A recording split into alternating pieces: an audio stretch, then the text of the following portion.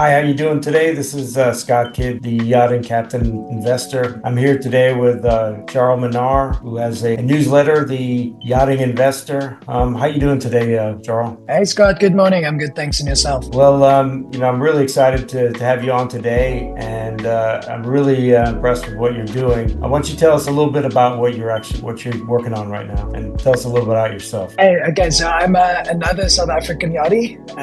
I've been in the industry for close to 6 years now, working in the US on a pretty busy charter vessel.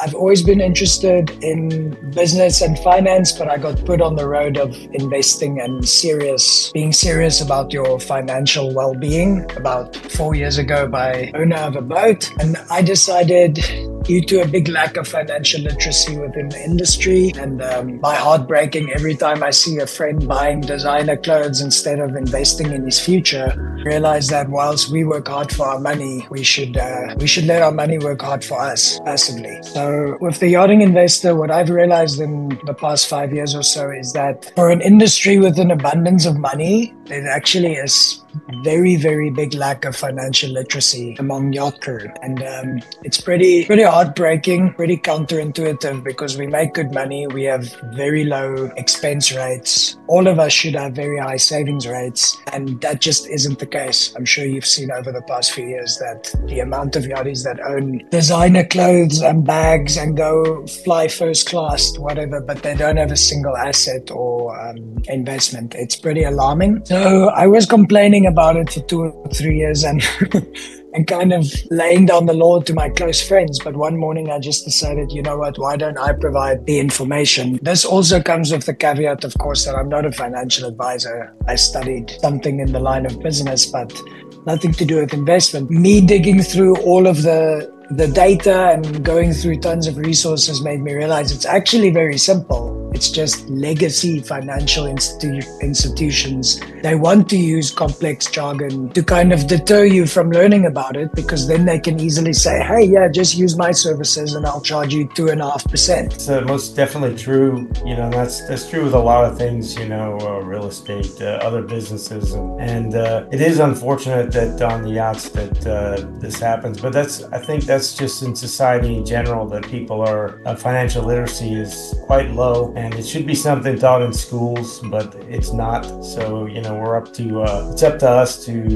get the word out. And thank God for YouTube University, because that's where I did most of my studies. And I've also paid my dues and lost some money here and there. And I call that my tuition, and I keep paying that here and there. Tell us a little bit about the Yachting Investor newsletter and platform. The Yachting Investor is kind of just a blanket name for this endeavor I'm taking on. So I started this newsletter and website about 6 weeks ago. It's been getting pretty good traction. We have close to 300 weekly subscribers. I do a newsletter every week, try and keep it consistent and tackling any topic. I started with basic financial SOPs, so standard operating procedures, for example, setting clear goals, building an emergency fund, getting invested in low tax vehicles, and then moving on to more complex like index fund investing, and then ultimately getting to the accumulation phase where we should just live off your tip money and plow the rest of it into whatever forms of asset classes you are interested in investing, as long as you get started. So the whole point of the Yachting Investor, and I would say the next 2 to 3 year plan, is always keeping it free for yacht crew. So the newsletter will not be a paid service. Perhaps at some point, if there's extra services being offered, a paid option will be put. That's not the point of all of this. The end goal of this is to have a big enough reach and a big enough audience so that I can build a financial services catalog for yacht crew. So you go onto the website, you have a drop-down list saying, okay, if you're interested in equity investing, Americans, South Africans, Brits, Aussies, whatever the most demographics are in yachting at that time, just to have one place where you can find it all. My responsibility responsibility to my readers will then be to ensure that I only put companies and financial service providers on this catalog that I have vetted myself and that I feel can add value to the Yachties. With that being said, obviously everyone's situations are different. My situation as an unmarried 28-year-old with no children is very different than yours, who has 2 children nearing the latter end of your career in yachting. So we might have very different vehicles. To you, a pension plan or something a bit more risk averse. Now talking of equities that will include more bonds. Whereas for me, that wouldn't make any sense because I'm on a growth trajectory. So that's the end goal of this. We've built a pretty big chat platform for WhatsApp group with close to 1,500 Yachties. And often it's loads of topics like looking for jobs, questions about visas, etc. But a big chunk of that is finance. So kind of just accumulating all of these questions and providing the frequently answered questions for them. Yeah. That's really great that you have an interactive platform, because you can, ask them for topics that they'd like to learn about, and then you can expand from there. Because, when you're adding value, you're definitely adding a lot of value to a lot of yachties. Don't necessarily know that these things are around. You see it time and time again everywhere that people, usually the person that's driving the flash car has the least amount of money. Whereas a lot of the people that we have worked for, you wouldn't pick them out in a crowd. You wouldn't pick them out in the mall. You wouldn't pick them out, anywhere at a sports game. The only reason why you know that potentially they have some money is because they're up in the skybox. Not really that in the clothes they're wearing or the car they're driving. It's very interesting to see the dynamic, and it's great that you have added a WhatsApp group that allows for interactive things for a lot of other yachties. And is there plans to expand to segments and businesses and stuff like full maritime and stuff like that? Definitely. So for me, it was just the logical step initially. Yachting can be a pretty tight network, so I kind of found my niche early on to tap into. But at the end of the day, personal finance and investing and real estate it's a universal concept. Definitely that is the plan. I think if I get a big enough reach within yachting, then next up, start going to Viking or Caribbean cruises, start talking to the agents that place the crew there. I'm saying this like this was my plan all along. You literally just gave me that idea. So thank you. Not a problem, because maritime is one of the largest segments in the world. I just asked because when I initially started out, that's where I began, but it's since blossomed out to a lot of real estate, a lot of mariners and other things. It's funny that the people will actually be reached by you and be interested, just because it's definitely a unique niche that a lot of people don't get exposed to. Yeah, definitely. And I'm not married to the idea of being the yachting investor either. Like, I'm going to be not a yachty forever. Yes. And so it is, to me, it was just, it had the lowest barriers to entry, I guess. And already had a pretty big established WhatsApp network with especially South Africans. The next step within the Yachting Investor is to get a lot more traction from other nationalities. But that also comes with a big responsibility on my side to then educate myself on their different laws and tax strategies, etc. Because I don't want to be telling an American how much he can invest in his Roth IRA, and then I actually do not know. You know what I mean? Yes, so that's very wise. So what I would recommend to you is that maybe you find some partners in each one of those segments. That way you can defer to their expertise. That way you don't have to spend the time to learn. You can learn the larger part of it, but with that, your service is going to be a large umbrella that'll work for a lot of different people, which is great. Do you see like doing any type of webinars or things like that? What I found is those things are very good for especially people on yachts. They can't come to the physical place a lot of times because we're all moving around, and if they can listen to a webinar while they're working on deck or in the interior or something like that. I've found those things. So what would be the next tools that you're going to be offering for on the Yachting Investor Well, platform? the webinar is definitely something I've been looking into. We actually do physical in-person meetups in Fort Lauderdale bi-weekly. I'm going to start recording those webinars with other people. So that's very nice because I think the audience that sits behind the screen, they actually see the engagement and the questions from other people. And the biggest thing I realized is everyone is scared of asking a stupid question, but there's no such thing as a stupid question if it's a new topic. I just don't ask the same stupid question twice. You know what I mean? Yeah, I'm joking. I just say that to the deckhands.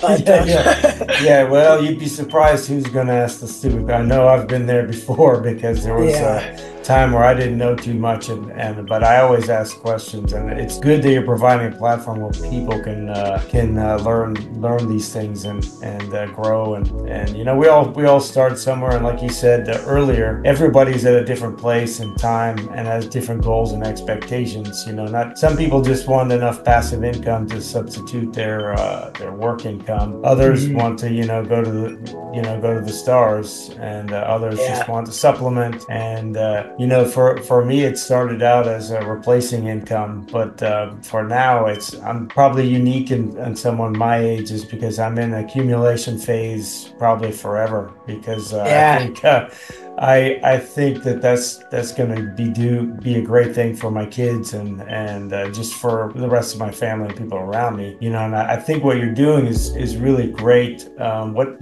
book are you currently reading? So at the moment, in terms of finance life investing, I just finished reading a brilliant book. I'm not sure if you know who Naval Ravikant is. He was a big angel investor in Silicon Valley. So he had a tweet storm that went super viral a few years ago, and someone went and compiled all of this into a book. So it's called The Almanac of Naval Ravikant. Oh, really? And it's some of the best, like, I actually cannot believe that it's not a real book. Like, it's some of the best actionable advice that I've ever read, and it's kind of a great way to finding the balance between working hard, being passionate about making money, but also remembering the important things in life, like spending time with your family, taking care of your health. So that has been very, very good for me recently. And then also, I just reread a book by Nick Majuli called Just Keep Buying. He's the author of a blog called Of Dollars and Data. Much more of a stock market investing guy, but the concepts are just, doesn't matter what's happening, just keep buying. Like, if you zoom out in 20 years from now, it's not going to matter. It's going to look low. Things go up and to the right, and if it doesn't, we have bigger shit to worry about. Yeah, understood, because I hear everybody, including myself, I should have bought that 20 years, and everything 20 years ago is great. And what we need to realize is that 20 years ago is now, exactly. For the next 20 years, 30 years or what have you.